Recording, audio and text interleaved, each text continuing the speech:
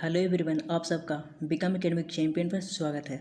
तो आज हम सामान्य विज्ञान स्टार्ट करने वाले हैं, जिसमें फिजिक्स का पहला चैप्टर देखेंगे जिसका नाम है यांत्रिकी। इसमें बहुत सारे चैप्टर आते हैं, एसआई मात्रक आएंगे, इसी में आपके न्यूटन के नियम भी आ जाएंगे इसी में। तो इसमें बहुत सारे चैप्टर का मिश्रण होता है। तो चलिए शुरुआत करते हैं। अगर जो चैनल पर नए हैं तो वीडियो अच्छी लगे तो चैनल को सब्सक्राइब कर लीजिएगा। तो चलिए शुरुआत करते हैं। कार्य का मात्रक है, कार्य का मात्रक है तो कार्य का मात्रक जूल होता है। न्यूटन किसका मात्रक है तो ये बल का मात्रक होता है। न्यूटन वाट होता है आपका शक्ति का मात्रक। तो हमारा ऑप्शन ए करेक्ट आंसर हो जाएगा जूल। प्रकाश वर्ष किसकी इकाई है तो प्रकाश वर्ष जो इकाई है ये दूरी की है, तो option number A correct answer हो जाएगा। बल की एसआई यूनिट क्या है तो बल की जो एसआई यूनिट है वो हमारा होता है न्यूटन, तो option number B correct answer हो जाएगा। एक खगोलीय इकाई संबंधित है, एक खगोलीय इकाई किससे संबंधित है तो ये सूर्य एवं पृथ्वी के बीच के दूरी से संबंधित है, तो option number A correct answer हो जाएगा। उसके बाद अगला प्रश्न है पारसेक इकाई है। पारसेक जो है किसकी इकाई है तो पारसेक दूरी की इकाई होती है, तो option number A correct answer हो जाएगा। निम्नलिखित युग्मों में से कौन सा एक सुमिलित नहीं है तो सुमिलित करने यहाँ पे लेंस की क्षमता का एसआई मात्रक डायोप्टर होता है, तो ये सही है। ऊष्मा का एसआई मात्रक जूल होता है, तो ये भी सही है।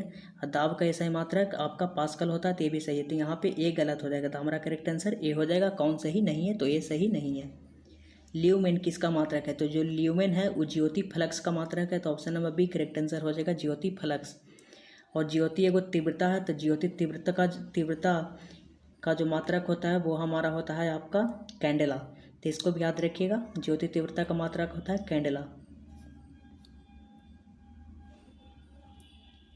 भौतिक मात्रा ज्योति किसकी इकाई है। भौतिक मात्रा जो ज्योति है वो किसकी इकाई है तो लक्स की इकाई है, तो option number C correct answer हो जाएगा। पास्कल इकाई है, पास्कल किसकी इकाई है तो दाब की इकाई है, तो option number B correct answer हो जाएगा। कैंडेला मात्रक है, कैंडेला किसका मात्रक है तो ज्योति तीव्रता की मात्रा होता है कैंडेला, तो option number D correct answer हो जाएगा। ऊर्जा की एसआई इकाई है, ऊर्जा का एसआई मात्रक क्या होता है तो ऊर्जा का एसआई मात्रक जूल होता है, तो option number A correct answer हो जाएगा। न्यूटन आपका बल का एसआई मात्रक होता है और पास्कल आपका दाब का एसआई मात्रक होता है, और हर्ट जो है यह आवृत्ति का एसआई मात्रक होता है। चुंबकीय क्षेत्र की माप की इकाई है, तो चुंबकीय क्षेत्र की माप की इकाई को टेस्ला बोलते हैं, तो option number A correct answer हो जाएगा। एम्पियर आपका विद्युत धारा का एसआई मात्रक है, कूलम्ब आपका आवेश का एसआई मात्रक है, ओम आपका प्रतिरोध का एसआई मात्रक है, और ओम मीटर जो होता है वो प्रतिरोधकता का एसआई मात्रक होता है, तो इसको भी याद रखिएगा। हर्ट्ज क्या मापने की यूनिट है तो हर्ट्ज जो है आवृत्ति मापती है, तो option number D correct answer हो जाएगा, आवृत्ति। विद्युत मात्रा की इकाई है तो विद्युत धारा की इकाई होती है एम्पियर, तो option number A correct answer हो जाएगा। ओम किसका है तो ओम है आपका प्रतिरोध का। वोल्ट किसका है तो वोल्ट आपका बहुत सारे का होता है, आपका विभव का हो जाएगा, विभवांतर का हो जाएगा। कूलम्ब किसका होता है तो कूलम्ब आपका आवेश का एसआई मात्रक होता है। एसआई पद्धति में लेंस की शक्ति की इकाई है तो लेंस की शक्ति या क्षमता का इकाई क्या है तो डायोप्टर है, तो option number B correct answer हो जाएगा। वाट किसका है तो शक्ति का एसआई मात्रक होता है। ध्वनि की तीव्रता मापने की इकाई है तो ध्वनि की जो तीव्रता है उसको मापने की इकाई कौन सा है तो डेसिबल है, तो option number D correct answer हो जाएगा। एम्पियर क्या मापने की इकाई है तो एम्पियर क्या मापता है तो एम्पियर मापता है आपको करंट को, विद्युत धारा को, तो option number B correct answer हो जाएगा। यंग प्रत्यास्था गुणांक का एसआई मात्रक है तो ये जो यंग प्रत्यास्था गुणांक का एसआई मात्रक है न्यूटन प्रति मीटर स्क्वायर होता है, तो option number C correct answer हो जाएगा। निम्नलिखित में से तापमान की एसआई इकाई है तो तापमान की एसआई मात्रक क्या होता है तो एक केल्विन होता है, तो option number B correct answer हो जाएगा।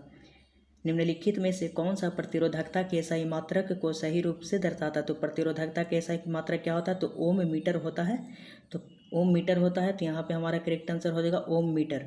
Option number D correct answer हो जाएगा। ओम किसका है तो ये प्रतिरोध का एसआई मात्रक ओम होता है। उसके बाद अगला प्रश्न है संवेग का एसआई मात्रक होता है तो संवेग का एसआई मात्रक क्या होता है तो किलोमीटर प्रति सेकेंड होता है, तो option number B correct answer हो जाएगा। किलोमीटर प्रति सेकेंड संवेग का एसआई मात्रक होता है। प्रकाश वर्ष के संबंध में निम्नलिखित कथनों पर विचार कीजिए। प्रथम में देखिए कि प्रकाश वर्ष अति दीर्घ दूरियों को मापने वाला मात्रक है। प्रकाश वर्ष अति दीर्घ काल अंतराल मापने का मात्रक है। प्रकाश वर्ष प्रकाश की तीव्रता मापने का, तीव्रता का होगा दूरी, सूर्य और पृथ्वी के बीच की दूरी मतलब लंबी दूरियों को मापता है, तो ऑप्शन नंबर सिर्फ ए होगा, मतलब सिर्फ ए करेक्ट होना चाहिए, तो केवल ए करेक्ट आंसर हो जाएगा, तो option number D correct answer हो जाएगा। उसके बाद देखिए हमारा अगला प्रश्न है, निम्नलिखित में से कौन सा एक ऊर्जा का मात्रक नहीं है। तो कौन सा एक है जो ऊर्जा का मात्रक नहीं है, तो जो नहीं जानते आप उसको आप याद कर लीजिएगा यहाँ पे। तो जूल है जो ऊर्जा का मात्रक होता है, वाट घंटा ऊर्जा का मात्रक होता है, वाट घंटा ऊर्जा का मात्रक होता है, न्यूटन मीटर भी ऊर्जा का मात्रक होता है, न्यूटन मीटर ऊर्जा का मात्रक होता है, जूल ऊर्जा का मात्रक होता है, वाट घंटा ऊर्जा का मात्रक होता है। लेकिन किलोग्राम मीटर प्रति सेकेंड स्क्वायर ऊर्जा का मात्रक नहीं होता। तो ऑप्शन नंबर डी हमारा करेक्ट आंसर हो जाएगा। अगर जो आपको 3 को मालूम है तो आप ऐसे छाट के हटा सकते हैं। अगला प्रश्न है हमारा, दीप्त तीव्रता को मापने के लिए एसआई इकाई क्या है। तो जब भी तीव्रता आएगा तो उसका मतलब है कि तीव्रता जब भी आता है तो उसका मात्रक नहीं बदलता, कोई भी तीव्रता रहे तो उसका मात्रक वहीं रहेगा। तो कौन सा हो जाएगा, तो कैंडेला हो जाएगा। तो option number B correct answer हो जाएगा, कैंडेला। निम्नलिखित में से कौन सा मात्रक वही मात्रा मापता है जो एसआई मात्रक पास्कल द्वारा मापी जाती है। तो पास्कल किसको मापता है, तो पास्कल दाब को मापता है। तो दाब को और कौन मापता है, तो इसके बारे में आपको बताना है। तो दाब को और टॉर मापता है। तो option number C correct answer हो जाएगा। न्यूटन, तो ये बल का मात्रक है, वाट शक्ति का मात्रक है, जूल ये कार्य और ऊर्जा का मात्रक है। आगे देखिए, निम्न में इसमें ऊष्मा गतिकी तापमान की एसआई इकाई क्या है। तो ऊष्मागतिकी जो तापमान है उसकी एसआई मात्रक क्या है। तो तापमान जब भी आएगा तो उसका एसआई मात्रक आपका केल्विन हो जाएगा। तो option number D correct answer है। सूची 1 को सूची 2 के साथ सम्मिलित कीजिए तथा सूचियों के नीचे दिए गुट का प्रयोग का सही उत्तर चुनिए। यहाँ पे मतलब उत्तर चुनना है, मतलब मिलान करना है। तो मिलाते हैं, चलिए जो पहले आपको मालूम है पहले उसको मिलाइए। तो जानते हैं कि ऊर्जा के एसआई मात्रक क्या होता है, तो जूल होता है। ऊर्जा के एसआई मात्रक क्या होता है, तो जूल होता है। ऊर्जा के एसआई मात्रक जूल होना चाहिए, मतलब डी का 4 होना चाहिए। तो डी का 4 यहाँ पे नहीं है, यहाँ पे नहीं है, ये दोनों में डी का 4 है। तो ये ए और सी होने की संभावना है। उसके बाद दाब का एसआई मात्रक पास्कल होता है, मतलब सी का भी आपका 3 होना चाहिए, सी का 3 भी है तो हो सकता है। उसके बाद तरंगदैर्ध्य जो है इसका मात्रक एंगस्ट्रॉन होता है, मतलब बी का 2 होना चाहिए। तो बी का 2 इसमें नहीं है, बी का 2 देखिए इसमें है। तो ऑप्शन नंबर हमारा सी करेक्ट आंसर हो जाएगा। और जो बच्चा उच्च वेग ये मैक मापता है, तो हमारा 1 2 3 4 करेक्ट आंसर हो जाएगा। उसके बाद देखिए अगला प्रश्न, भौतिक राशियाँ और इकाई हैं, इसको भी सुमिलित करना है। तो दूरी दूरी दूरी दूरी को कौन मापता है, तो प्रकाश वर्ष मापता है, मतलब ए का 3 होना चाहिए। ए का 3, तो देखिए आगे मिला लीजिए, ए का 3 इसमें है, बी में है, ए का 3 ए में है, लेकिन ये इसमें नहीं है ए का 3 और इसमें भी नहीं है ए का 3, तो ये दोनों नहीं होगा। उसके बाद हमारा अगला है पदार्थ की मात्रा। तो पदार्थ की मात्रा का ऐसा इकाई जो होता है वो मोल होता है। तो मतलब 2 का 1 होना चाहिए, मतलब बी का 1 बी का 1। तो देखिए बी का 1 यहाँ पे नहीं है, तो ये इसमें तो छटा हुआ है बी का, ये 1 यहाँ पे नहीं है, बी वाला में बी का 1 नहीं है, बी का 2 दिया हुआ है, तो ये नहीं होगा। बी का 1 यहाँ पे, तो ये हो जाएगा आपका करेक्ट आंसर। अब मिला लेते हैं। तब 8 घंटा अभी पीछे आया था कि ऊर्जा का मात्रक होता है 8 घंटा। और विद्युत आवेश की, तो विद्युत आवेश आवेश जब भी आएगा तो उसका कुलम होता है। तो यह हमारा मिलान हो गया।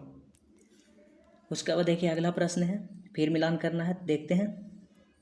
बल को आप जानते हैं, तो बल को देख लीजिए। तो बल मतलब बी का 3 होना चाहिए, तो बी का 3 इसमें है और बी का 3 इसमें नहीं है, तो ये दोनों में से कोई भी नहीं होगा। बी का 3 आपका बी और ऑप्शन डी में है। अब देखना है, तो आप जानते होंगे एक और यहाँ पे कार्य कैसे मात्रक क्या होता है, जूल होता है, ये आपको पता है। मतलब सी का 1 होना चाहिए था, सी का 1 देखिए सिर्फ इसमें है, बी में नहीं है, तो मतलब option number D correct answer हो जाएगा। अब हो जाएगा तो इसको और जो बचा उसको भी देख लेते हैं। ए का 4 होगा, तो यहाँ पे ए का 4 मतलब है कि त्वरण का ऐसा मात्रक क्या होता है, तो मीटर प्रति सेकेंड स्क्वायर होता है, ये आपका त्वरण का ऐसा ही मात्रक। और जो एक बच गया आवेग, तो आवेग का ऐसा ही मात्रक हो जाएगा न्यूटन सेकेंड। तो इसको भी आप याद कर लीजिएगा अच्छे से। अगला देखिए, अगला प्रश्न हमारे पास, निम्नलिखित में से कौन सा एक व्युत्पन्न परिणाम नहीं है। कौन सा एक व्युत्पन्न परिणाम नहीं है, तो यह द्रव्यमान है। तो ऑप्शन नंबर हमारा बी करेक्ट आंसर हो जाएगा। त्वरण ज्ञात करने का सही सूत्र है। तो त्वरण का एक फॉर्मूला होता है जो यहाँ पे दिया हुआ है, तो इसको आप याद कर लीजिए। त्वरण का एक फॉर्मूला होता है, तो आप फॉर्मूले को ही याद कर लीजिए। ये फॉर्मूला है तो आप इसको ही याद कर लीजिए अच्छा से कि त्वरण बराबर क्या होता है। काहे कि ये सब आपको ऑब्जेक्टिव में करवाने में तो बनेगा नहीं, तो इसलिए आप ये इसको ही डायरेक्ट याद कर लीजिए कि इसका मतलब फॉर्मूला होता है त्वरण का। पदार्थ के संवेग और वेग के अनुपात से कौन सी भौतिक राशि प्राप्त होती है। पदार्थ के संवेग और वेग के अनुपात से कौन सी भौतिक राशि प्राप्त होती है, इसके बारे में बताना है। तो हमारा करेक्ट आंसर हो जाएगा कि कौन सा भौतिक राशि प्राप्त होती है, तो द्रव्यमान प्राप्त होती है। तो option number C correct answer हो जाएगा। आया हुआ है बीपीएससी का सवाल है। प्लांक के अचर में किसका आयाम होता है? तो जो प्लांक का जो अचर है उसमें किसका आयाम होता है? तो किसका आयाम होता है इसके बारे में बताना है। तो कोणीय गति का आयाम होता है। तो option number C correct answer हो जाएगा। एक लड़की झूले पर बैठी स्थिति में झूला झूल रही है। उस लड़की के खड़े हो जाने पर डोलन का आवर्तकाल क्या होगा? तो जो डोलन का आवर्तकाल है वो घट जाएगा। तो हमारा एक करेक्ट आंसर हो जाएगा। घूर्णन करती एक गोल मेज पर अचानक एक लड़का आकर बैठ जाता है तो मेज की कोणीय वेग पर क्या प्रभाव पड़ेगा? तो क्या हो जाएगा? घट जाएगा। तो ऑप्शन नंबर एक करेक्ट है। जैसे जब तेजी में खुल रहा है उस पर जाकर एक बैठेगा तो उसका मतलब जो वेग है वो थोड़ा सा कम हो जाएगा। तो यही है कि कम हो जाएगा। यदि किसी चलती हुई वस्तु के वेग को 2 गुना कर दिया जाए तो उसका या उसकी त्वरण 2 गुनी हो जाता है, गतिज ऊर्जा 2 गुनी हो जाती है, गतिज ऊर्जा 4 गुनी हो जाती है या भार 2 गुना हो जाता है। तो करेक्ट आंसर हो जाएगा हमारा सी, गतिज ऊर्जा 4 गुनी हो जाती है। कैसे हो जाती है? तो यहाँ पे देख लेते हैं। एक फॉर्मूला होता है, आप लोग पढ़े होंगे। गतिज ऊर्जा बराबर 1/2 mv²। तो हमको अभी इसका ज़रूरत नहीं है, हमको बेग दिया हुआ है तो बेग से मतलब है। तो मतलब जी बराबर हम क्या लिख सकते हैं? v²। अब भी के मतलब ये जो बेग है इसको 2 गुना कर दिया तो 2 का स्क्वायर करेगा तो कितना आएगा? 4। मतलब कितना गुरुत्व हो जाएगा? तो ये 4 गुना हो जाएगा। तो इस फॉर्मूला से इसको निकाल सकते हैं। चलिए शुरुआत करते हैं, आगे देखते हैं। किसी पिंड के द्रव्यमान तथा भार में अंतर होता है। किसी भी पिंड के द्रव्यमान तथा भार में क्या अंतर होता है? तो एक बात जान लीजिए कि जो भी आपका भार है वो परिवर्तित होता है लेकिन द्रव्यमान कभी भी चेंज नहीं होता है। द्रव्यमान कभी चेंज नहीं होगा, भार परिवर्तित होगा। तो यहाँ आप देखिए बोला है कि द्रव्यमान परिवर्तित होता नहीं, द्रव्यमान कभी परिवर्तित होता ही नहीं है। दोनों सत्य, दोनों किससे सत्य हो जाएगा? दोनों गलत है, ये भी गलत है। देखिए यहाँ पे द्रव्यमान स्थिर होता है और भार परिवर्तनीय होता है। तो ऑप्शन हमारा बी करेक्ट आंसर हो जाएगा। किसी भी स्थिर या गतिशील वस्तु की स्थिति और दिशा में तब तक कोई परिवर्तन नहीं होता जब तक उस पर कोई बाह्य बल सक्रिय ना हो। यह क्या है? तो यह न्यूटन के गति का प्रथम नियम है। तो ऑप्शन नंबर एक करेक्ट आंसर हो जाएगा। जब भी कोई वस्तु मतलब स्थिर अवस्था में, मानिए कि एकदम आराम अवस्था में, जब तक उसको बाहर से बल नहीं लगाया जाएगा तब तक उसमें कोई भी परिवर्तन नहीं होगा। तो उसको न्यूटन के प्रथम नियम बोलते हैं। तो इसको याद रखिएगा। आगे देखिए। किसी असंतुलित बल द्वारा किसी पिंड में उत्पन्न त्वरण। किसी असंतुलित बल द्वारा किसी पिंड में उत्पन्न त्वरण क्या होता है? तो बल के अनुक्रमानुपाती होती है। तो option number B correct answer हो जाएगा। न्यूटन के गति के तीसरे नियम के अनुसार क्रिया और प्रतिक्रिया से संबंध बल है। क्रिया और प्रतिक्रिया के संबंध बल है तो हमेशा भिन्न वस्तुओं पर ही लगे होने चाहिए। तो option number C correct answer होता है। इसको समझ, क्रिया प्रतिक्रिया मतलब देखिए क्या होता है। जैसे मान लीजिए कि कोई आप जिससे मान लीजिए कि कहूँ से आप कूदें, मानिए कि नाव पर से कूदें तो नाव पर से आप कूदते होंगे तो देखते होंगे कि पीछे वाला जो वस्तु है वो पीछे चला जाता है और आप आगे जाते हैं तो पीछे वाली वस्तु पीछे चला जाता है। मतलब आगे हुआ और पीछे हुआ, मतलब दोनों प्रतिक्रिया भी हो रहा, प्रतिक्रिया भी हो रहा, मतलब उसका विपरीत हो रहा है। जब भी विपरीत का सेंस आएगा तो आपका न्यूटन का तीसरे गति का नियम लगता है और हमेशा 2 वस्तुओं पर लगता है। जैसे देखिए आप तो अपना लगा लेकिन पीछे भी एक वस्तु पर लगा, मतलब हमेशा 2 विपरीत वस्तुओं पर आपका वो बल लगेगा। तो ये न्यूटन का तृतीय नियम है। तो इसको भी आप याद रखिएगा। इससे और भी आगे क्वेश्चन आएंगे तो उससे आपको और भी समझ में अच्छी तरह से आ जाएंगे। प्रत्येक क्रिया के बराबर व विपरीत दिशा में एक प्रतिक्रिया होती है। यह है तो न्यूटन के तृतीय नियम है ये। तो ऑप्शन नंबर हमारा सी करेक्ट आंसर हो जाएगा, न्यूटन का तृतीय नियम। उसके बाद देखिए अगला प्रश्न है, जल में तैरना न्यूटन की गति के किस नियम के कारण संभव है? तो ये भी तृतीय नियम है। कैसे? तो देखिए आप जब तैरते हैं तो क्या करते हैं? पीछे लात मारते हैं और आगे हाथ मारते हैं। मतलब पीछे लात मारते हैं किस लिए? पानी को फेंकने के लिए। पीछे आप पानी को ऐसे मारते हैं, पानी को मारते हैं किस लिए? कि आप आगे जाएं। मतलब पीछे लात मारते हैं और आगे आप आगे जाते हैं। तो मतलब क्रिया भी हो रहा, प्रतिक्रिया भी हो रहा, तो न्यूटन का तृतीय नियम लगेगा। जहाँ भी क्रिया प्रतिक्रिया मतलब उसका विपरीत भी होगा तो न्यूटन का तृतीय नियम लगेगा। कोई पिंड तब तक विराम अवस्था में ही बना रहेगा जब तक उस पर कोई बाह्य बल कार्य नहीं करता। यह कथन किसका है? तो किसका है? तो न्यूटन का प्रथम नियम का है, मतलब न्यूटन का है। ऑप्शन नंबर एक करेक्ट आंसर हो जाएगा। देखिए इसमें कोई भी अब विराम अवस्था में दम आराम कर रहा है उसको कोई छेड़छाड़ नहीं करेगा, जाइएगा छेड़छाड़ करने, तो न्यूटन का प्रथम नियम है। विराम अवस्था जहाँ भी अभी विराम अवस्था आवे, अस्थायी आवे, जड़त्व आवे, सब न्यूटन का प्रथम नियम है। तो इसको आप याद रखिए। क्रिया प्रतिक्रिया आएगा, जैसे जितना भी क्रिया आगे हुआ उतना ही क्रिया पीछे हुआ है, तो इससे रिलेटेड जितना भी आएगा तो न्यूटन के तृतीय नियम हो जाएगा। बल की परिभाषा आती है, तो बल की जो परिभाषा आती है वो न्यूटन की पहले नियम से आती है, तो इसको आप याद कर लीजिएगा। तो ऑप्शन नंबर 1 करेक्ट आंसर हो जाएगा कि बल की परिभाषा न्यूटन के प्रथम नियम से आती है। किसी पिंड के उस गुणधर्म को क्या कहते हैं जिससे वह सीधी रेखा में विराम या एक समान गति की स्थिति में किसी भी परिवर्तन का विरोध करती है। किसी भी परिवर्तन का विरोध करती है, मतलब यहाँ पे किसी भी पिंड के उस गुणधर्म को क्या कहते हैं जिसमें वह सीधी रेखा में विराम, जब भी विराम आ जाएगा तो मतलब न्यूटन का प्रथम नियम, न्यूटन के प्रथम नियम को ही जड़त्व का नियम कहते हैं, तो option number B correct answer हो जाएगा। न्यूटन के पहले नियम को ही कहते हैं तो जड़त्व का नियम कहते हैं, तो option number B correct answer हो जाएगा। उसका बाद देख लेते हैं अगला प्रश्न। गाड़ी खींचता हुआ घोड़ा किस बल के कारण आगे बढ़ता है? यह पृथ्वी द्वारा, घोड़े के पैरों पर आरोपित बल के द्वारा, तो option number D correct answer हो जाएगा। चलती हुई बस जब अचानक ब्रेक लगाती है तो उसमें बैठे हुए यात्री आगे की दिशा में गिरते हैं। इसको किसके द्वारा समझाया जा सकता है? सापेक्षता का सिद्धांत, न्यूटन का दूसरा नियम, न्यूटन का पहला नियम, न्यूटन का तीसरा नियम, तो न्यूटन का पहला नियम। यहाँ पे क्या समझने की बात है, देखिए जो यात्री होगा वो बस पे जो यात्री होगा एकदम आराम से बैठा होगा, कोई दिक्कत नहीं है, और आराम से वो बैठा ले, इसी कारण जैसे ब्रेक मारा एक बार तो आदमी आगे की ओर चल जाएगा। वो देखिए अब ब्रेक मारने से पहले उसमें कोई परिवर्तन नहीं हो रहा, तो एकदम आराम से था। जब भी आराम का सेंस आवे, स्थिर का सेंस आवे, तो न्यूटन के पहला नियम लगता है, तो option number B correct answer हो जाएगा। रॉकेट किस सिद्धांत पर कार्य करता है? तो रॉकेट जो है किस सिद्धांत पर कार्य करता है, तो इसमें देखिए इसको भी समझने की ज़रूरत है। रॉकेट क्या होता है, जैसे यहाँ पे मान लीजिए कि रॉकेट बना लेते हैं, थोड़ा सा समझा देते हैं, समझना जरूरी है। मान लीजिए रॉकेट है, रॉकेट में क्या होता है कि नीचे पहले आग निकलता है, ये आग निकलता है तो ये पृथ्वी पर बल लगाता है। पृथ्वी पर क्या लगाता है? बल। ये पृथ्वी पर मारता है और इसी कारण रॉकेट ऊपर जाता है। ये नीचे मारता है, ये ऊपर जाता है। देखिए क्रिया प्रतिक्रिया हो रहा है, तो क्रिया प्रतिक्रिया होगा तो यहाँ पर न्यूटन का तृतीय नियम रहेगा, तो हमारा एक करेक्ट आंसर हो जाएगा न्यूटन का तृतीय नियम। अब देखेंगे जब रॉकेट छूटता है तो नीचे उससे जितना भी ईंधन है उसका मतलब ऊर्जा निकलता है, नीचे पृथ्वी को मारता है और उसके ऊपर उतना ही स्पीड से वो ऊपर निकल जाती है, तो इसको आप ध्यान रखिएगा। अश्व यदि एकाएक चलना प्रारंभ कर दे तो अश्वारोही के गिरने की आशंका।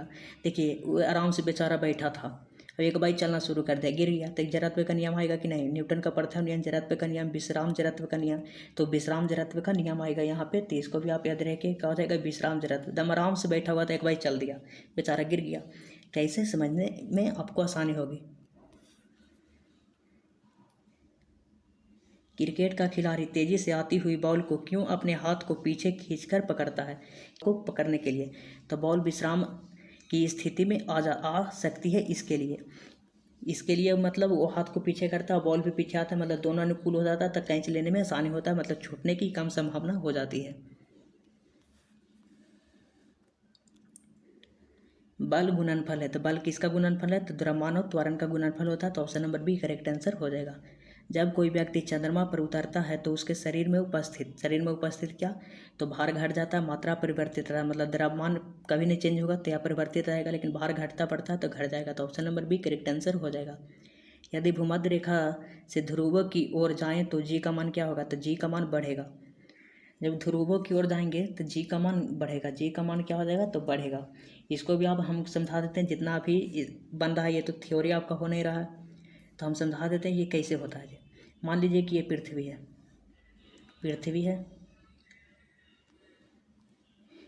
है या ये है आपका विषुवत रेखा, ये बीच में होता है। अभी पृथ्वी जब घूलेगा तो हम राउंड मारेगा, इसे मानने के चारों बगल से घूर रहा है पृथ्वी।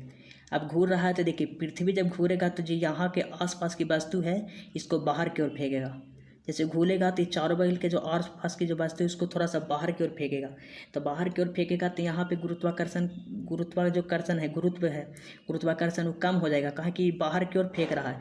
लेकिन इधर यहाँ पे ध्रुव होता है, ध्रुव है मतलब ये सेम घूल रही है तो एजे रहेगा, कितनों भी तेजी से घूले, एकदम मेन पॉइंट है। तो जैसे मानिए कि आप रस्सी में बांध के किसी भी चीज़ को घुलाते हैं तो जो आपके अंगुरी वाला भाग है वो तो जे रहता है, वहाँ से तो कुछ नहीं खुलता, उसके बगल वाला है जो दूर फेंकाता है और रस्सी टाइट हो जाता है, मतलब तो वहाँ से गुरुत्वाकर्षण घटेगा। तो उसी प्रकार यहाँ वाला गुरुत्वाकर्षण घटेगा और ध्रुव की ओर के जाएगा तो यहाँ पे बढ़ा रहेगा, कोई चेंजिंग नहीं होगा, मतलब जैसा वैसे रहेगा, मतलब बढ़ेगा। तो यहाँ पे प्रश्न पूछा था आपसे कि यदि भूमध्य रेखा से ध्रुवों की ओर जाते हैं तो जी का मान क्या होता है? तो जी का मान बढ़ता है। अगर जो हम विषुव भूमध्य रेखा पर रहेंगे, भूमध्य रेखा कहीं विषुवत रेखा कहते हैं, तो जी का मान क्या होता है, तो वहाँ घटेगा, काहे कि वहाँ पे पृथ्वी का घूरता है, तो उसके हिसाब से जो वहाँ की जो वहाँ पे मेन पॉइंट है, वहाँ पे जो लोग हैं या किसी भी चीज़ है तो बाहर की ओर थोड़ा सा फेंकाता है, तो वहाँ पे गुरुत्वाकर्षण का मान घट जाता है। तो इसको आपको समझना है अच्छे से। शरीर का वजन पृथ्वी की सतह पर सभी जगह एक समान होता है। ध्रुवों पर अधिकतम होता है, विषुवत रेखा पर अधिकतम होता है, मैदान की तुलना में पहाड़ियों पर अधिकतम होता है। कौन सा इसमें सही आंसर हो सकता है, इसके बारे में आपको बताना है। तो ध्रुवों पर अधिकतम होता है, यही वही कंसेप्ट है। विषुवत रेखा पर रहेगा तो वहाँ पे पृथ्वी घूमती है, तो वहाँ पे ज़्यादा मतलब घूमती है, तो वहाँ पे ज़्यादा अनुभव होता है। तो इस कारण वहाँ से है कि पृथ्वी जब तेज़ी में घूलेगा तो आप दूर फेंकाइएगा, तो वहाँ पे आपका गुरुत्वाकर्षण का मान कम जाएगा। लेकिन ध्रुवों पर आपका है कि मतलब वहाँ पे सेम है, केंद्र है, मतलब कितनों भी घूलेगा लेकिन वहीं पे वहीं रहेगा, तो वहीं पे मतलब अधिकतम होता है। तो ये बात आपको समझना है और इसको याद रखना है, ये बहुत बार पूछा गया। देखिए RRB 2006 का क्वेश्चन है, तो इसको समझना आपके लिए बहुत ज़रूरी है। आगे देखते हैं। व्यक्ति पृथ्वी की सतह की तुलना में चंद्रमा की सतह पर अधिक ऊंचा क्यों उछल सकता है। तो क्यों उछलता है, क्योंकि चंद्रमा का जो गुरुत्वाकर्षण के कारण त्वरण पृथ्वी की तुलना में कम है, तो इसलिए वहाँ पे ज़्यादा आप उछल सकते हैं। तो option number C correct answer हो जाएगा। 20 kg के वजन को ज़मीन के ऊपर 1 मीटर की ऊंचाई पर पकड़े रखने के लिए किया गया कार्य होता है, तो ये शून्य होता है। तो option number D correct answer हो जाएगा। उसके बाद देखिए आपका RRB 2002 का क्वेश्चन है। एक व्यक्ति एक दीवार को धक्का देता है पर उसे विस्थापित करने में असफल रहता है, तो वह कार्य। जैसे यहाँ पे एक चीज़ समझना है, जैसे मान लीजिए कि आप कोई काम कर रहे हैं, मान लीजिए कि यहाँ पे आपका मान लीजिए वो सिलेंडर है, यहाँ पे आप इसमें बल लगा रहे हैं, मतलब इसको कहूँ आप ठेल के ले जा रहे हैं, लेकिन मान लीजिए कि ठेला ही नहीं रहा, मतलब यही कि यहीं रुका हुआ है, तो यहीं रुका हुआ, आप कितनों भी कार लगाइए, इसमें कोई परिवर्तन हुआ है, कोई चेंजिंग हुआ है, सब कुछ सेम के सेम है, मतलब सेम के सेम है, मतलब कुछ भी नहीं हुआ। तो कुछ भी नहीं हुआ है, इसका मतलब क्या है, मतलब विस्थापित करने में स्थापा रहता है, मतलब कुछ हो भी नहीं किया था, अब कितनों तो कोई भी कार्य, इसका मतलब कोई भी कार्य वहाँ पे नहीं हुआ, कुछ हो भी नहीं किया, सेम के सेम चीज़ है, तो कोई कुछ नहीं हुआ तो कार्य भी शून्य हो जाएगा। तो ऐसे इसको समझना है। पहाड़ी पर चढ़ता एक व्यक्ति आगे की ओर झुक जाता है, किस लिए, अपना स्थायित्व बनाए रखने के लिए या बढ़ाने के लिए। तो option number D correct answer हो जाएगा। उसके बाद देखिए पीसा की ऐतिहासिक मीनार तिरछी होते हुए भी नहीं गिरती है, क्योंकि नहीं गिरती है। तो ये जो गुरुत्व केंद्र से होकर जाने वाली ऊर्ध्वाधर रेखा आधार से होकर नहीं जाती है, इसलिए नहीं गिरती है। नहीं, मतलब आधार से होकर वो जाएगी, इसके गुरुत्व से जाने वाली ऊर्ध्वाधर रेखा आधार से होकर जाती है, इसीलिए वो नहीं गिरती है। तो option number A correct answer हो जाएगा। अगर जो आपको समझ में नहीं आ रहा तो वीडियो को दोबारा भी आप देख लीजिएगा। जाड़ों की रातों में अत्यधिक ठंड पड़ने पर पानी की पाइप फट जाती है, क्योंकि। तो देखिए यहाँ पे एक चीज़ समझना है, मान लीजिए वाटर है, जब इसको ठंडा करते हैं, मतलब जब ये बर्फ़ के रूप में जाता है, जब ये जमने लगता है तो क्या होता है कि वाटर का जो आयतन होता है वो बढ़ जाता है, मतलब जमने पर वाटर का आयतन बढ़ जाता है, तो इसलिए वो मतलब फट जाएगा। तो इसीलिए यहाँ पे कहा गया है कि जमने के बाद पानी कठोर हो जाता है, अतः उसकी कठोरता पाइप को तोड़ देती है। तो यहाँ पे ये भी आपको सही हो सकता है, लेकिन नहीं, जमने के बाद जो पानी का आयतन होता है वो बढ़ जाता है, इसलिए है कि मतलब वो पाइप फट जाती है। तो ऑप्शन नंबर हमारा सी करेक्ट आंसर होगा।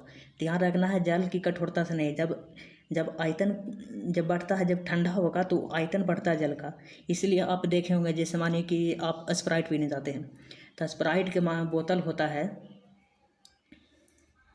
स्प्राइट का बोतल होता है, तो मानिए इतने होता है, मतलब पूरा भरा हुआ होता है, नहीं खाली होता है। किस लिए खाली होता है, तो कभी आप सोचे हैं, इसीलिए खाली होता है कि जैसे मानिए कि अगर जो ज़्यादा जम गया, पूरा बर्फ़ बन गया, तो बर्फ़ बन जाएगा तो ये खाली रहेगा, तो बर्फ़ बनेगा तो ये जगह को भर देगा, काहे कि उसका आयतन बढ़ जाएगा, और लिक्विड में रहता है तो उसका आयतन कम जाता है, इसलिए खाली हो जाता है।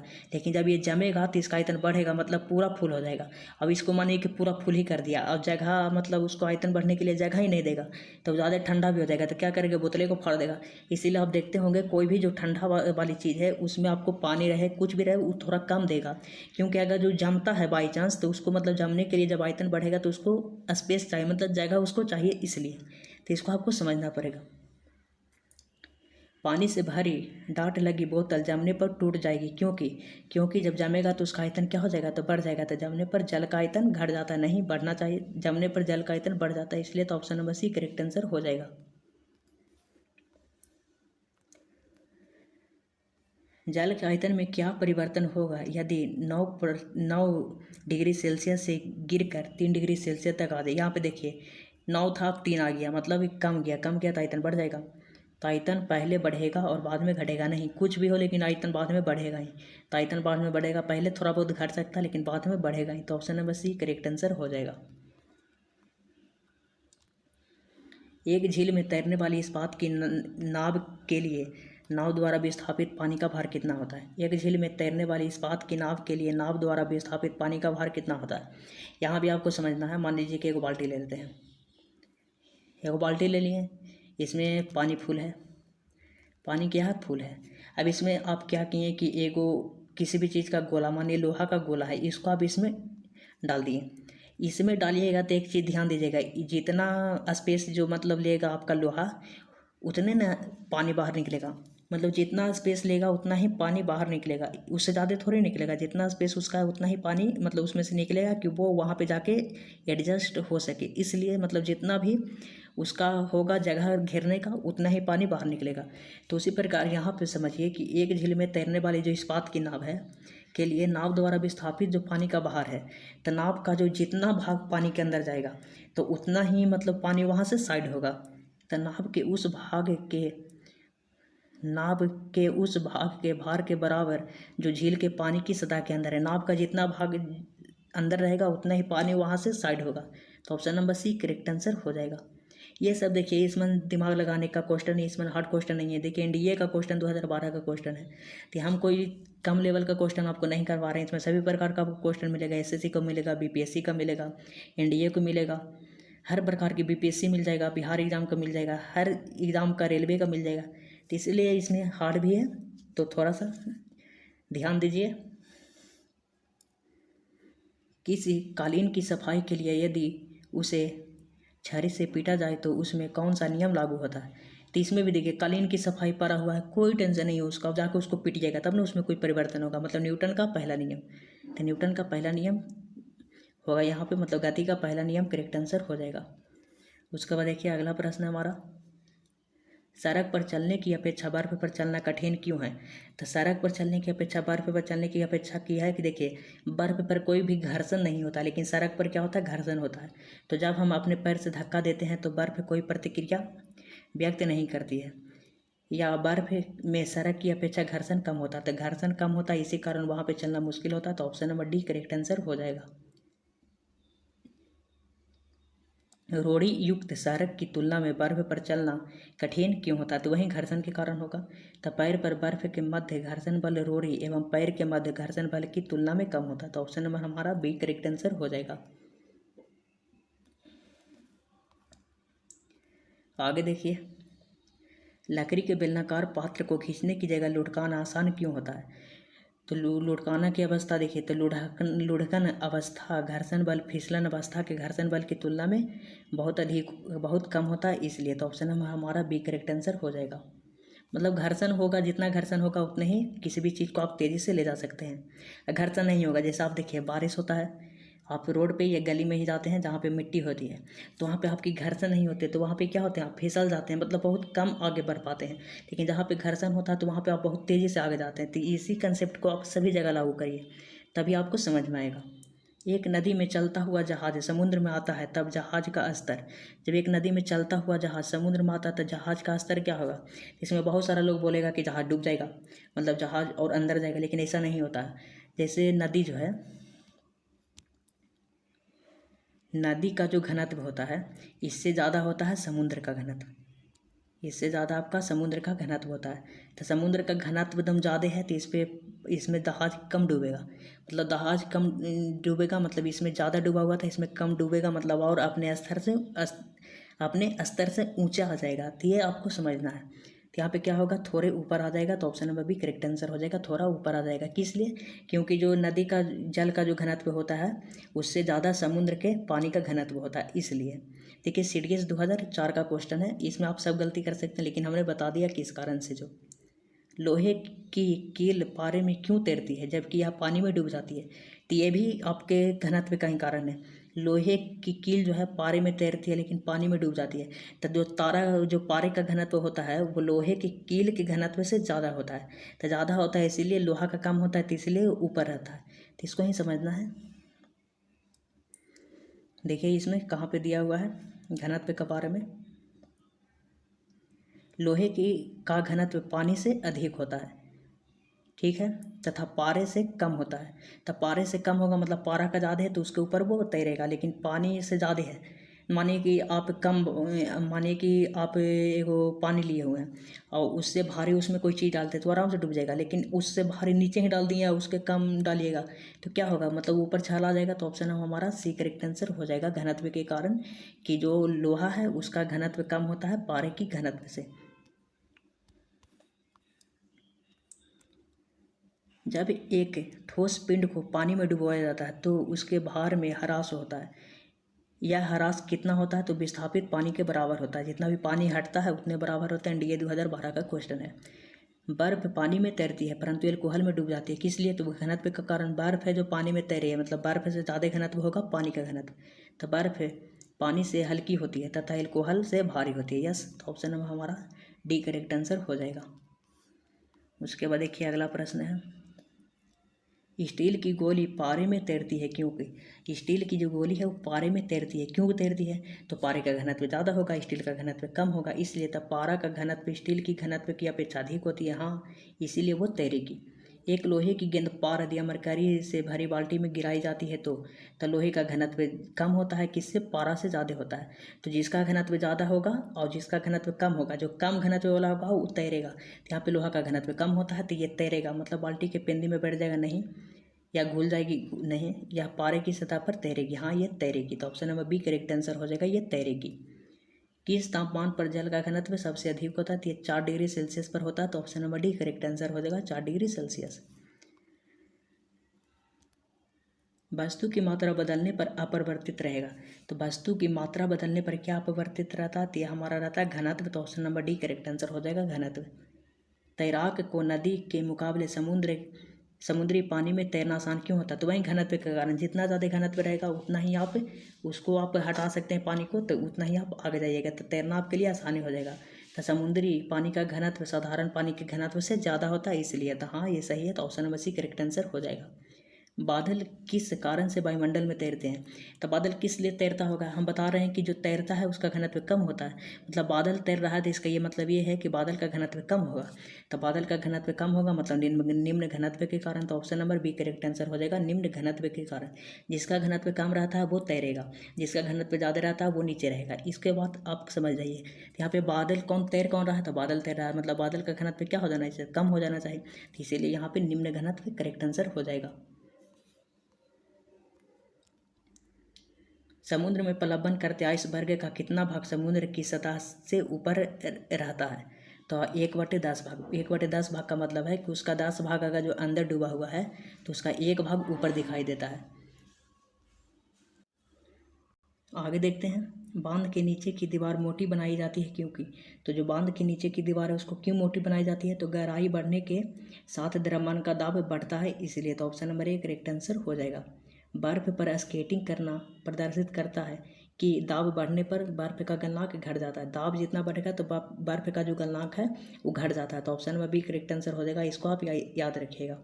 इससे आगे क्वेश्चन आएंगे तो उससे आपको और समझ में आ जाएगा। चौराहों पर पानी के फुहारे में गेंद नाचती रहती है। चौराहों पर पानी के फुहारे में गेंद नाचती रहती है क्योंकि। क्यों नाचती है, तो पानी का वेग अधिक होने से दाब क्या होता है, तो घट जाता है। तो ऑप्शन नंबर हमारा एक करेक्ट आंसर हो जाएगा। भारी हिमखंड शीर्ष की अपेक्षा निचले तल से पिघलता है क्योंकि तो निचले तल का दाब अधिक होने के कारण गलन घट जाता है। तो option number B correct answer हो जाएगा। इसको हम आप एक बार समझाए थे। मान लीजिए कि हिमालय है, हिमालय है, हिमालय है, हिमालय है। मान लीजिए हिमालय का सबसे निचला हिस्सा है, यहाँ पे बर्फ़ है, और ये हिमालय का सबसे ऊंचा हिस्सा है, ये बर्फ़ है। तो आप जितना ऊंचा जाइएगा उतना ही वायुमंडलीय दाब है जो आप पर कम पड़ेगा। जितना ऊपर जाइएगा उतना ही वायुमंडलीय दाब आप पर कम पड़ेगा, और जितना ही आप नीचे रहेगा उतना ही आपका वायुमंडलीय दाब है, मतलब दबाव है, वो ज़्यादा पड़ेगा। तो जब भी वायुमंडलीय दबाव अगर जो वहीं बर्फ़ पर पड़ता है तो वो जल्दी पिघलता है। तो मतलब सबसे ऊपर जाइएगा तो वायु दाब कम हो जाता है, तो नीचे ज़्यादा पड़ेगा, तो इसलिए पहले ये पिघलेगा। तो वहीं यहाँ पर ये क्वेश्चन आपसे पूछ रहा है कि भारी हिमखंड शीर्ष की अपेक्षा निचले तल से पिघलता है, क्योंकि तो जब दाब बढ़ता है तो निचला भाग पर ज़्यादा दाब बढ़ता है, तो इसलिए वो जल्दी पिघलेगा। तो option number B correct answer हमारा करेक्ट आंसर हो जाएगा कि निचले तल का दाब अधिक होने के कारण गलनांक घट जाता है, मतलब वो जल्दी गल जाता है।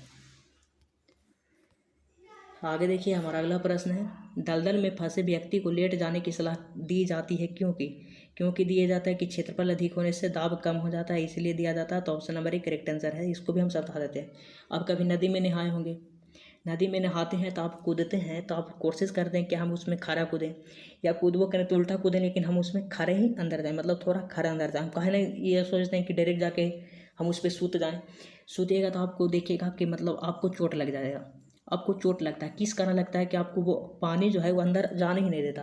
क्यों नहीं जाने देता? तो आपका क्षेत्रफल बढ़ जाता है, तो आपका दाब जो है वो घट जाता है, इसलिए। तो उसी पर क्या पे आप जैसे मान लीजिए कि कोई दलदल में डूब रहा है व्यक्ति, वो दलदल में डूब रहा है व्यक्ति, तो ये मान लीजिए दलदल है, खारा डूबेगा तो कोई दिक्कत नहीं, डायरेक्ट अंदर चले, ये सूत जाएगा।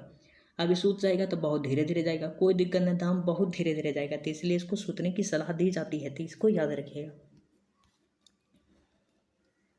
बर्फ के दो टुकड़ों को आपस में दबाने पर टुकड़े आपस में चिपक जाते हैं, तो क्यों चिपक जाते हैं इसके बारे में बताना है। क्यों चिपक जाते हैं? तो दबाएगा तो क्या होगा, गलनांक घटेगा, मतलब घटेगा गलनांक, वहाँ पे हिस्सा जो है गल जाएगा, गल के दोनों क्या हो जाएगा, चिपक जाएगा, तो मतलब गलनांक हमको घटाना है। तो दाब अधिक होने से बर्फ का गलनांक घट जाता है फिर बढ़ता है। दाब व गलनांक दोनों संबंध नहीं है, ये तो इसी गलत है। दाब अधिक होने पर बर्फ का गलनांक घट जाता है, इसलिए तो option number A correct answer हो जाएगा। देखिए कोई आसान क्वेश्चन नहीं है, आपको बहुत इसमें हाई लेवल का क्वेश्चन करवाया जा रहा है, इसलिए ये नहीं सोचिएगा कि हाँ इजी है। आप देख ही रहे होंगे क्वेश्चन का लेवल, हर चीज़ में एक टॉपिक आ रहा है, हर चीज़ में आपको दिमाग लगाना पड़ रहा है। प्रायः तेज आंधी आने पर फूस या टीन की हल्की छतें उड़ जाती है, क्योंकि तो छत के ऊपर बहने वाली जो उच्च वेग की जो वायु है छत सतह पर दबाव उत्पन्न कर देती है तथा छत के नीचे दाब सामान्य कर देती है, इसलिए तो option number C correct answer हो जाएगा। रेल की पटरी के नीचे लकड़ी या कंक्रीट की चौड़ी पट्टियां लगाई जाती है, जिससे कि रेलगाड़ी द्वारा लगाए गए दाब कम हो जाए, इसलिए तो ऑप्शन नंबर हमारा डी करेक्ट आंसर हो जाएगा। पहाड़ों पर कभी कभी व्यक्तियों के नाक मुंह से खून निकलने लगता है, क्यों निकलना लगता है? तो ऊंचाई बढ़ने पर वायुमंडलीय दाब घटता है, तो ऑप्शन नंबर डी, इसको भी समझा देते हैं। हम बोले कि जितना आप ऊंचाई पर जाइएगा उतना ही वायुमंडलीय दाब कमेगा। जैसे हम लोग अभी पृथ्वी पर हैं तो हम लोग को जितना भी वायुमंडलीय दाब है, हम लोग को बहुत सारी चीज़ दाब बनाए हुए हैं, बहुत सारे चीज़ दाब बनाए हुए, ऐसे नहीं समझेंगे तो हम समझते आते हैं। जैसे आप कभी मेला गए हैं, मेला में गए होंगे, बैलून खरीदे हैं, बैलून को कभी ऊपर भी फेंके होंगे, कहीं हाँ दम ऊपर चल गया होता, ऊपर जाके ये फूट जाता है, काहे कभी आप गौर किए हैं? ये ऊपर जाके इसलिए फूटता है कि जैसे देखिए हम लोग इसको पृथ्वी पर तो फुला रहे हैं, जैसे हम इसको हवा डालते हैं तो ये मतलब फैल जाता है। पृथ्वी पर हम फुला रहे, तो मान लीजिए कि हम इतना कम फुलाते हैं, लेकिन कम फुलाते हैं किस स्थिति में? क्योंकि इस पे दाब है, जो बहुत सारा दाब दिया हुआ है, तब हम लोग को उतना वो नज़र आता है। लेकिन ये जब ये ऊपर जाता है, ऊपर जाएगा तब वायुमंडलीय दाब घटने लगता है। चाहे इस पे दाब लगा हुआ था तब इतना को ये नज़र आ रहा था, अब क्या है कि वायुमंडलीय दाब कम होने लगा, कम, तो धीरे धीरे क्या होगा, फैलेगा अपनी अपेक्षा ज़्यादा। पहले दाब था और दाब इस पे घट रहा था, ये धीरे धीरे क्या होगा, फैलेगा, और ऐसा समय आएगा कि वो ज़्यादा ऊपर जाता है तो ये फट जाता है, क्यों कि मतलब जितना भी क्षमता उससे ज़्यादा ये फैल जाता है। तो इसलिए तो ये आपको ध्यान रखना है कि जब हम ऊपर जाएंगे तो वायुमंडलीय दाब घटेगा। तो इसी प्रकार हमारे जो शरीर में है, जैसे खून इसमें तो वायुमंडलीय दाब से बंधा हुआ है। पेन की स्याही इसी कारण बाहर निकलती है। अभी जैसे हम पृथ्वी पर हैं तो उस पर भी दाब लगा हुआ है, इसलिए स्याही बाहर निकल ही नहीं पाती, लेकिन जब उसको ऊपर ले जाइएगा तो क्या होगा कि स्याही उसमें बाहर आ जाएगा, कहीं कि वायुमंडलीय दाब कम जाएगा, तो इसलिए इसको ध्यान में रखना है। तो ऊंचाई बढ़ने पर वायुमंडलीय दाब घटता है, इसलिए option number D correct answer हो जाएगा। हवाई जहाज में फाउंटेन पेन से स्याही बाहर निकल जाती है, किस लिए? तो ऊपर जाने पर वायुमंडलीय दाब क्या होता है, घट जाता है। तो इसको में कमी, वायुमंडलीय दाब के कमी वाला आंसर होगा, तो इसमें वृद्धि ये नहीं होगा, अपरवर्ती तो कभी रहने करेगा, वायुमंडलीय दाब में कमी हो जाती है, तो ऑप्शन नंबर ई करेक्ट आंसर हो जाएगा। आगे देखिए, यदि पृथ्वी का द्रव्यमान वही रहे और त्रिज्या 1% कम हो जाए, तब पृथ्वी के तल पर जी का मान क्या होगा, तो 2 गुना बढ़ जाएगा, तो option number B correct answer हो जाएगा। आईएएस का एग्जाम है 2003 का, इसको आप याद कर लीजिएगा। ऊंचाई की जगहों पर पानी 100 डिग्री सेल्सियस के नीचे तापमान पर क्यों उबलता है?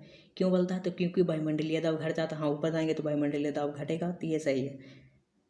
तथा उबालने की बिंदु नीचे हो जाते हैं, मतलब जितना पहले उबलता था उससे नीचे, उससे कम ही पर उबलने लगता है। हाँ, तभी ना जल्दी 100 डिग्री के नीचे ही तापमान पर गर्म हो जाएगा। तो ऑप्शन नंबर हमारा ये करेक्ट आंसर हो जाएगा, ये बिल्कुल सही है।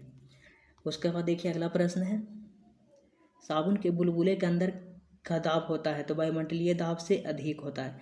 यहाँ भी वहीं बैलून का दिमाग लगाइए। जैसे यहाँ पे बैलून फूला हुआ है तो इसमें दिमाग लगा रहे हैं हम लोग, इसमें हवा डाल डाल के, हवा भर भर के इसमें क्या करते हैं कि इसको फैला देते हैं। फैला देते हैं किससे, कि वायुमंडलीय दाब है इसलिए इसको फैलाते हैं, इसको फैला देते हैं। यही है जो वर्षा का बूंद है। क्या होता है कि जो वायुमंडलीय दाब इससे इस जो जितना इस पे लग रहा है उससे थोड़ा सा हम लोग ज़्यादा हवा भरते हैं तो इसलिए फैलता है। तो उसी प्रकार क्या है, जो बारिश की बूंद होती है तो वो फैला हुआ रहता है, तो वायुमंडलीय जो दाब है उससे थोड़ा सा अधिक, तब ना फैलेगा, नहीं अधिक रहेगा तो पिचक जाएगा। तो इसलिए हमारा ऑप्शन नंबर 1 करेक्ट आंसर हो जाएगा। उसके बाद देखिए अगला प्रश्न है, हम दलदली सड़कों पर क्यों फिसलते हैं? क्यों फिसलते हैं? तो घर्षण नहीं होता है, घर्षण की कमी के कारण। तो option number C correct answer हो जाएगा। ये ऊपर समझे बर्फ उर्फ वाला, तो उससे ये क्वेश्चन आपको आसानी से बन जाएगा। जब बैरोमीटर का पार अचानक गिर जाता है तो यह किस बात का द्योतक है? तो आंधी और झंझावाट की संभावना होती है। तो option number C correct answer हो जाएगा। उसके बाद अगला प्रश्न, हाइड्रोजन से भरा हुआ पॉलीथीन का एक गुब्बारा पृथ्वी तल से छोड़ा जाता है तो वायुमंडल की ऊंचाई पर जाने से क्या होता है, फट जाता है। क्यों फटेगा? तो वायुमंडल के ऊपर जाएगा बंदा, जितना ऊपर जाएगा उससे वायुदाब उसमें कम होने लगेगा, जितना भी उस पर दबाव था वो कम होने लगेगा, इसलिए बैलून है जो फैलने लगेगा, फैलते फैलते एक ऐसा समय आएगा कि फट जाएगा। तो यही कारण है। तो गुब्बारे का आकार पहले के समान ही रहेगा, नहीं समान कैसे रहेगा? गुब्बारे के अमाप में वृद्धि होगी, अमाप में कमी हुई, कमी वाला कभी नहीं होगा, चक्रीय प्रकार का आकार में आएगा। ठीक है ना, मतलब अमाप जो थी पहले उससे क्या हो जाएगा, तो ज़्यादा हो जाएगा। तो option number C correct answer हो जाएगा। समतल की अपेक्षा पर्वतों पर सांस लेना क्यों कठिन होता है? तो ऊंचाई बढ़ने से वायुमंडलीय दबाव घटता है। हाँ घटता है, ऑक्सीजन की आवश्यकता बढ़ जाती है। हाँ, तो ऑप्शन नंबर 1 करेक्ट आंसर हो जाएगा। इसको क्या है कि आप देखिए समझ जाइएगा तो आपको ईजी हो जाएगा, लेकिन नहीं समझिएगा तो आपको सब दिन कठिन लगेगा। जब कोई 14 वायुदाब मापी किसी ऊंचे पर्वत पर ले जाया जाता है तो नलिका में पारा गिर जाता है, क्योंकि क्यों गिरता है? तो वायुमंडलीय दाब निम्न हो जाता है इसलिए गिरेगा। तो option number C correct answer हो जाएगा। उड़ान से पहले हवाई जहाज दौड़ मार्ग पर दौड़ाया जाता है, क्यों दौड़ाया जाता है? तो कार्यकारी जो वायुमंडलीय वायुदाब है उसको घटाने के लिए, नहीं उसको बढ़ाने के लिए। तो ऑप्शन नंबर हमारा बी करेक्ट आंसर हो जाएगा, जो कार्यकारी वायुदाब है उसको बढ़ाने के लिए। अगला प्रश्न देखिए, हाइड्रोजन से भरा रबर या गुब्बारा वायु में ऊपर जाकर फट जाती है। देम सेम क्वेश्चन वही पूछ रहा है, किस लिए? तो वायुदाब बढ़ जाता है, नहीं घटेगा तब वो फैलेगा। तो ऑप्शन नंबर हमारा डी करेक्ट आंसर हो जाएगा। प्रेशर कुकर में खाना कम समय में पकता है, क्योंकि क्यों पकता है? तो उसमें वायुदाब दम ज़्यादा हो जाता है, वायुदाब बहुत ज़्यादा हो जाता है, प्रेशर मार मार के बहुत ज़्यादा हो जाता है। तो अधिक दाब के कारण उबलन पानी का तापमान कम हो जाता है। चारों ओर से बंद होने के कारण वायु का प्रभाव नहीं पड़ता। अधिक दाब के कारण उबलने पानी का ताप बढ़ जाता है। तो ऑप्शन नंबर हमारा सी करेक्ट आंसर होगा। सूर्य पर ऊर्जा का निर्माण होता है, तो सूर्य पर ऊर्जा का निर्माण होता है तो नाभिकीय संलयन द्वारा। हाइड्रोजन बम भी नाभिकीय संलयन द्वारा काम करता है। परमाणु बम नाभिकीय विखंडन द्वारा काम करता है। तो इसको भी याद रखिएगा, सूर्य हाइड्रोजन आपका नाभिकीय संलयन और परमाणु बम आपका नाभिकीय विखंडन। बीपीएससी में आया हुआ क्वेश्चन है। इसको भी देखिए, यूपीपीएससी 1996-2001 में आया क्वेश्चन। सूर्य की ऊर्जा उत्पन्न होती है तो नाभिकीय संलयन द्वारा, ऊपर वाला ही क्वेश्चन है। तो option number B correct answer हो जाएगा। डायनेमो परिवर्तित करती है, डायनेमो मतलब जनरेटर। जनरेटर क्या करती है, जो उसके अंदर की ऊर्जा होती है उसको विद्युत ऊर्जा में बदलती है, तो मतलब यांत्रिक ऊर्जा को विद्युत ऊर्जा में बदलती है। तो option number C correct answer हो जाएगा। प्रकाश वोल्टीय सेल के प्रयोग से सौर ऊर्जा का रूपांतरण करने से निम्न में से किसका उत्पादन होता है? प्रकाशीय वोल्टीय सेल के प्रयोग से सौर ऊर्जा का रूपांतरण करने में निम्न में से किसका उत्पादन होता है, इसके बारे में आपको बता रहा है। तो किसका उत्पादन होता है? विद्युत ऊर्जा का। हम लोग प्रकाश का उपयोग करके उसको क्या बना देते हैं, स्विच प्लेट के जरिए, तो उसको हम लोग विद्युत ऊर्जा में कन्वर्ट कर लेते हैं। तो option number B correct answer हो जाएगा।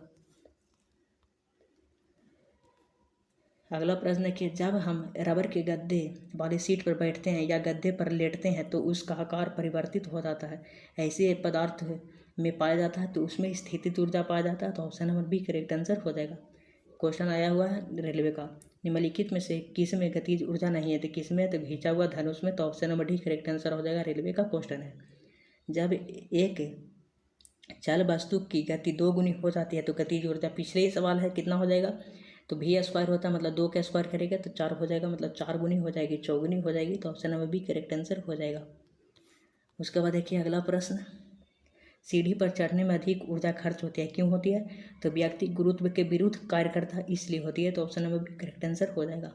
निम्नलिखित में से कौन सा नियम इस कथन को वैध ठहराता है कि द्रव्य का न तो सृजन होता और न ही विनाश होता? मतलब इसका मतलब क्या है कि द्रव्य का न ही सृजन होता न ही उसका विनाश होता है। ये ऊर्जा के जैसा ही संबंध है कि मतलब कि न ही ऊर्जा का निर्माण होता है न ही ऊर्जा का विनाश होता है, सिर्फ रूपांतरण होता है। एक चीज़ में से दूसरे चीज़ में उसको ले जाया जाता है। तो ऊर्जा ये संरक्षण का पहला नियम होता है, मतलब ऊर्जा संरक्षण का नियम। तो option number A correct answer हो जाएगा।